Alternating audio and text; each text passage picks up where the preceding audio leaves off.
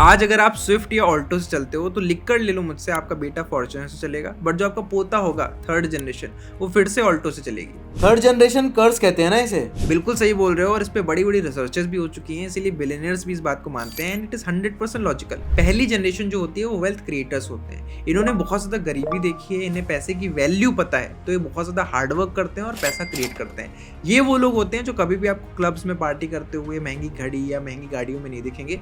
ज्यादातर लोगों के लिए वो उनके पापा होंगे या उनके दादा होंगे जिन्होंने पैसा मेहनत से कमाया है, इसलिए वो बहुत सोच समझ के खर्च करते हैं, जिन्हें लोग कंजूस भी बोलते हैं। उसके बाद दूसरी जनरेशन है मनी मैनेजर्स। अगर आप इस जनरेशन के अंदर आते हो, आप बहुत ज्यादा लकी हो, क्योंकि आपने अपने पेरेंट्स का स्ट्रगल देखा है। अब क्योंकि स्ट्रगल देखा है तो आपको भी समझ में आता है कि पैसे की वैल्यू क्या है, और क्योंकि आप एक नई जनरेशन से आते हो, आपको नए तरीके पता है, तो आप उस बिजनेस को एक्सपेंड कर सकते हो या फिर उस वेल्थ को और अच्छे से ग्रो करोगे। फॉर एग्जाम्पल धीरू भाई अंबानी जी ने एक बिजनेस खड़ा करा और मुकेश अंबानी ने उसको एक्सपेंड करा। और फिर आती है तीसरी जनरेशन जो सब बर्बाद कर देती है। बड़ी बड़ी रिसर्चेस पे हो चुकी है। अब तीसरी जनरेशन का प्रॉब्लम क्या है कि इन्होंने हार्डवर्क नहीं देखा, इन्होंने पैसे की कमी नहीं देखी है, तो वो हमेशा एक पैसे के अबंडेंस में क्योंकि पैदा हुए हैं, तो उनके लिए पैसे की कोई वैल्यू नहीं है। इसलिए क्लब्स में जो आपको लाखों के बिल पे करते हुए, महंगी महंगी गाड़ियों में बैठे हुए, ये सारे लोग दिख जाएंगे जो थर्ड जनरेशन के अंदर होते हैं, एंड इनको पैसे की वैल्यू पता नहीं होती है। By the way Rahul Gandhi भी थर्ड जनरेशन में आते हैं।